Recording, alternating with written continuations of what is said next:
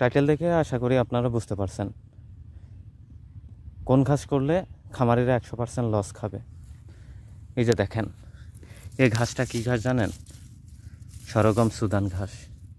আর এটা যদি কোনো খামারি এটার উপর নির্ভর করে খামার করে থাকে যে এটা কয়দিন পর পর বুনবো, 2-3 বার কাটিং দিয়ে খাওয়ানোর পর আবার বুনবো, এটা করছেন তো আপনি মরছেন। এটা করছেন তো 100% মরছেন। খামার সেটা পালাইতে হবে 100%।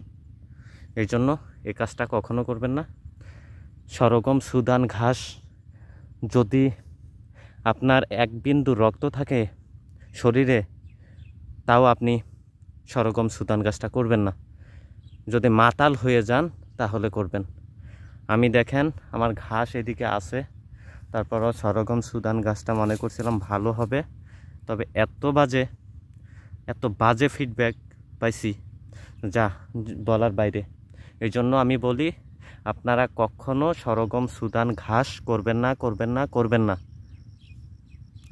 ভিডিও ভালো লাগলে সাবস্ক্রাইব করে লাইক কমেন্ট করে সাথে থাকুন।